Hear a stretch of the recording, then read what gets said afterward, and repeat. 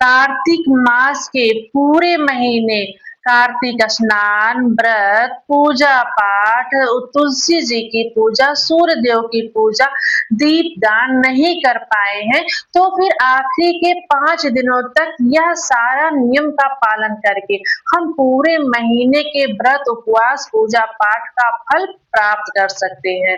और इसे कैसे करना है, वीडियो शुरू करने से पहले नमस्ते दोस्तों, मैं हूँ श्रद्धा मिश्रा। श्रद्धाज मेरे चैनल में आप सभी का स्वागत है।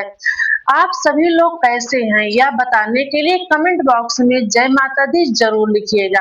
तो फिर चलिए आइए वीडियो को शुरू करते हैं। कहते हैं कि आखिरी के 5 दिनों तक एकादशी से देव उठनी एकादशी से लेकर के पूर्णिमा तक यह नियमों का हमें पालन करना है। अगर हो सके तो सुबह 4 बजे से लेकर के 5 बजे तक हमें स्नान कर लेना है।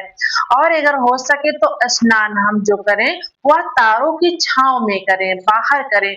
बहुत ही ज्यादा पुण्य की प्राप्ति होती है अगर हम तारों की छांव में स्नान करते हैं। आखिरी के 5 दिनों की हम बात कर रहे हैं। और अगर हो सके तो प्रसिद्ध नदियों में, गंगा जी में, यमुना जी में हम स्नान करके भी फल को प्राप्त कर सकते हैं। अगर ऐसा हो सके तो अति उत्तम है, नहीं तो हम अपने घर पर ही तारों की छांव में 5 दिनों तक लगातार 4 बजे से लेकर के 5 बजे तक हमें स्नान कर लेना है। इसके बाद हमें पूजा पाठ विधिवत करना है। विष्णु भगवान की पूजा करना है, शालिग्राम भगवान जी की पूजा करना है, और हमें सूर्य देव की पूजा करना है, और तुलसी माँ की पूजा करना है, तुलसा जी की पूजा करना है, आरती करना है, दीप दान करना है। जो हम महीने में, पूरे महीने में करते हैं वही हमें 5 दिनों तक करना है। इसके बाद हमें झूठ नहीं बोलना है 5 दिनों तक। अगर हो सके तो 5 दिनों तक हमें व्रत करना है।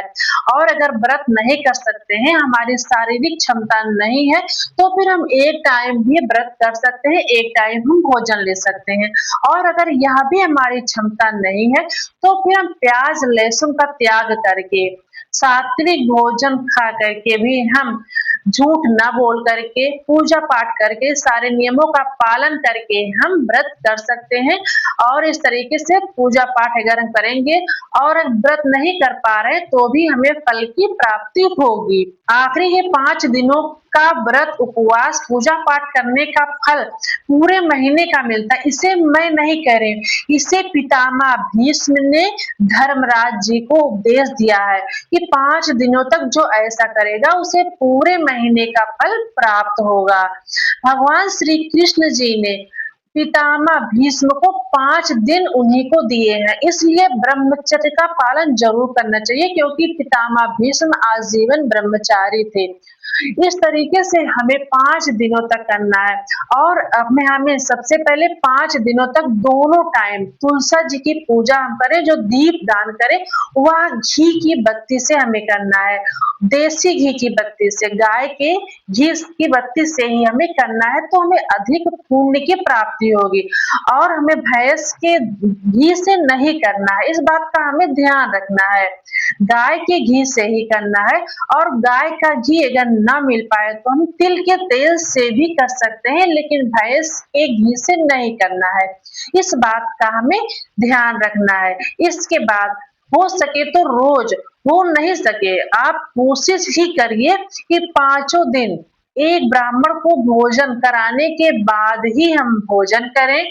और हमें गौ माता के लिए जितना हम एक ब्राह्मण को खिलाते हैं, उतना एक गौ माता के लिए हमें पूरा भोजन निकाल लेना है। गौ माता को हमें पूरा भोजन खिलाना है। इसके बाद हमें पक्षियों को भी दाना डाल देना है। इसके बाद हमें भोजन करना है। अगर हम भोजन कर रहे हैं तो, नहीं तो अगर व्रत कर रहे हैं तो हम व्रत भी कर सकते हैं। और अगर यह भी ना हो सके, अगर हमें रोज एक ब्राह्मण ना मिले, तो फिर हम पूर्णिमा के दिन 5 ब्राह्मण को खिला करके हम पुण्य अर्जित कर सकते हैं। इस तरीके से अगर हम सारे नियमों का पालन करते हुए 5 दिनों तक अगर हम व्रत करेंगे तो हमें पूर्ण फल की प्राप्ति होगी। पूरे महीने में अगर हम जो करते हैं, अगर हम 5 दिन तक वही करेंगे तो भी हमें पूरे महीने का फल प्राप्त होगा। इस तरीके से हम 5 दिनों तक करके पुण्य अर्जित कर सकते हैं, भगवान को प्रसन्न कर सकते हैं, हरि विष्णु को प्रसन्न कर सकते हैं, तुलसी माँ को प्रसन्न कर सकते हैं, सूर्य देव भगवान को हम प्रसन्न कर सकते हैं। इस तरीके से यह वीडियो यहीं तक है और अगर यह वीडियो आप सबको पसंद आया हो, तो इसे अपने फैमिली के पास, फ्रेंड्स के पास ज़रूर शेयर करिएगा और अगर अभी तक इस चैनल को सब्सक्राइब नहीं किए हैं, नए हैं तो इस चैनल को जरूर सब्सक्राइब कर लीजिएगा और एक लाइक जरूर करिएगा। कमेंट बॉक्स में जय माता दी जरूर लिखिएगा। मिलती हूँ अगले वीडियो में, तब तक के लिए राधे राधे।